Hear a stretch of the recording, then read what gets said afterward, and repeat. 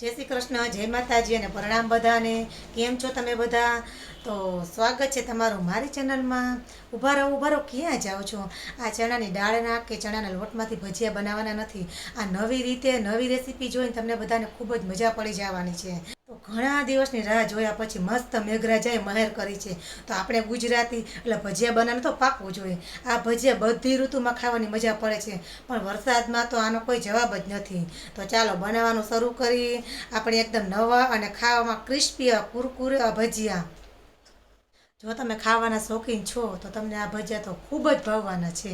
એકદમ અલગ ટેસ્ટ અને અલગ સ્વાદ સાથે અને એકદમ ક્રિસ્પી। પોચા ભજીયા તો તમે ખૂબ જ ખાધા છે, પણ આ ભજીયા એકદમ સરસ અલગ જ છે। તો તેના માટે મેં ચોખાના પૌવા લઈ લીધા છે। તેને આપણે સરસ 2 થી 3 વખત પાણીથી ધોઈ લઈશું અને તેને સાઈડમાં મૂકીને આપણે બીજી સરસ પ્રોસેસ કરી લઈશું। તો અહીં મેં 2 બટેટા લીધા છે।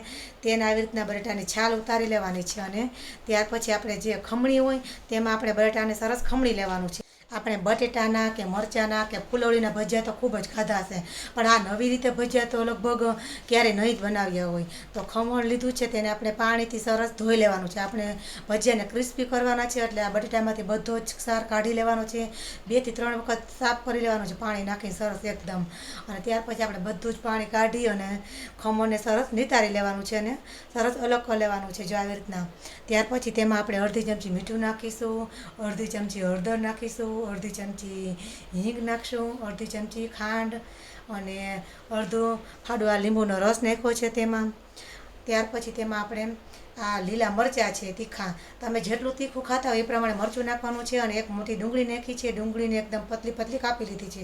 જો તમે ડુંગળી ન ખાતા હોય તો સ્કીપ પણ કરી શકો છો। ત્યાર પછી અડધી ચમચી મરીનો પાવડર છે અને 1 ચમચી જેટલો ગરમ મસાલો નાખ્યો છે। ઉપરથી આપણે ધાણા નાખીશું અને એકદમ હળવાથી મિક્સ કરી લઈશું। જે સાઈડમાં પૌવા રાખેલા હતા તે પૌવા લઈશું અને આપણે જે બધું મિક્સ કરેલું હતું તેમાં આપણે પૌવાને એડ કરી દઈશું અને હળવાથી સરસ મસળી અને બધું સરસ ભેગું કરી લઈશું। બટેટાના બાઇન્ડિંગ માટે કોઈ પણ ચણાનો લોટ આપણે લેવાનો નથી થતું। તો તમને શું લાગે છે આના ભજીયા બનશે? તો આપણે ચોખાનો લોટ લેવાનો છે અને ચોખાનો લોટ એડ કરવાનો છે। ચોખાનો લોટ એડ કરી અને બધું સારી રીતે મિક્સ કરી લેવાનું છે। અને હા, જો આ વિડીયો તમે જોઈ લીધો હોય થોડો ઘણો પણ અને તમને ગમ્યો હોય તો તમે વિડીયોને લાઇક શેર અને મારી ચેનલ પર જો તમે નવા હોય તો જલ્દીથી જઈ અને ચેનલને સબસ્ક્રાઈબ કરી દેજો અને મને સપોર્ટ કરજો।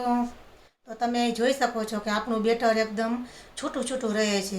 આપણે નોર્મલ ભજીયા કરીએ ત્યારે આપણું બેટર કેવું એકદમ પતલું હોય અને આ બેટર એકદમ છૂટું છૂટું રહે છે। તો તમારે આવી રીતના સરસ અલગ આમ છૂટું છૂટું રહે એવી રીતના બેટર બનાવવાનું છે, ઢીલું બનાવવાનું નથી। જો તમે ઢીલું બનાવશો તો ભજીયા એકદમ ક્રિસ્પી નહીં થાય। હવે આપણા ભજીયાને ક્રિસ્પી અને કુરકુરે બનાવવા માટે મેં સેવૈયા લીધી છે। સેવૈયા તો મેં કાચી સેવૈયા લીધી છે, તમે શેકેલી સેવૈયા પણ લઈ શકો છો। તેનો ભૂકો કરી અને આપણે તેમાં મિક્સ કરી દઈશું અને એકદમ સારી રીતે હલાવી લઈશું। આ સેવૈયા તમારી નજીકની કરિયાણાની દુકાને પણ મળી શકે। તમે આમાં કાચી મેગીનો ભૂકો કરીને નાખો તો પણ મસ્ત મજાના બને છે। તો હવે હાથમાં આપણે લઈ અને આવી રીતના બોલ વાળીને જોવાનું છે કે સરસ આપણે બોલ વળી જાય છે કે નહીં। જો સરસ વળી જાય તો ભજીયા તમારા સરસ બનશે અને તેલમાં છૂટા પણ નહીં પડે। તમે ઈચ્છો તો હલકાથી આવી રીતના બધા બોલ વાળી અને તમે તેને રાખી શકો છો, પણ આપણે એકદમ ગોળ શેપ આપવાનો નથી। આપણે મંચુરિયન બનાવી તેવી રીતના જો 1 થી 2 વખત દબાવી અને આપણે તેને મૂકવાના છે। તો તમે આમાં જોઈ શકો છો હું અહીંયા 2 થી 3 વખત આવી રીતના દબાવીને સીધા જ તેલમાં મૂકી દઉં છું। તો આવી રીતના બધા જ ભજીયાને તેલમાં સમાય એટલા ભજીયા આપણે સરસ મૂકી દેવાના છે। હવે આપણે ભજીયા મૂકીએ ને ત્યારે આપણું તેલ એકદમ ખૂબ જ ગરમ હોવું જોઈએ અને જ્યારે બીજી સાઈડ પલટાવીને ત્યારે આપણે ગેસને ધીમો કરી દેવાનો છે, એટલે આપણા ભજીયા એકદમ મસ્ત મજાના ક્રિસ્પી થાય। ભજીયા બનાવવામાં જો તમે થોડું ધ્યાન રાખશો ને તો તમારા ભજીયા મસ્ત મજાના બનવાના છે અને ઘરે તમે જે કોઈ બીજા ભજીયા બનાવો છો તે બધા ભજીયા તમે ભૂલી જવાના છો, એટલા મસ્ત મજાના બને છે અને સ્વાદમાં પણ અલગ લાગે છે। જો તમારે કંઈક નવું અને ચટપટું ખાવાના શોખીન છો તો આ ભજીયા તમને ખૂબ જ ભાવશે। કાંદા બટેટાના બેસનવાળા ભજીયા તો તમે બધાએ ખૂબ જ ખાધા, પણ વરસાદમાં જો આ ભજીયા મળી જાય તો ભાઈ મોજ પડી જાય હો। તો આપણા મસ્ત મજાના ભજીયાની પ્લેટ બનીને સરસ તૈયાર થઈ ગઈ છે અને ઉપરથી આપણે ફ્રાય કરેલી મરચી રાખીશું। આ ભજીયાની સાથે મરચી ખાવામાં ખૂબ જ મજા પડી છે। જો તમે તીખું ખાવાના શોખીન હોય તો તમને આ ભજીયા ખૂબ જ ભાવશે। તો તમને આજે આ રેસીપી કેવી લાગી તે જરૂરથી જણાવજો અને ફરી પાછા આપણે મળીશું નવી રેસીપી સાથે। ત્યાં સુધી બધાને જય શ્રી કૃષ્ણ, પ્રણામ અને જય માતાજી।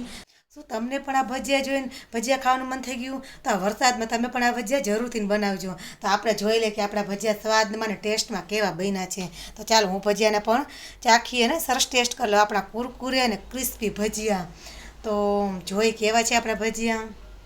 વાહ વાહ વાહ, સ્વાદમાં તો એક નંબર જેવો. બાકી વરસાદમાં મોજ પડી જાય એવા ભજીયા મસ્તીના છે.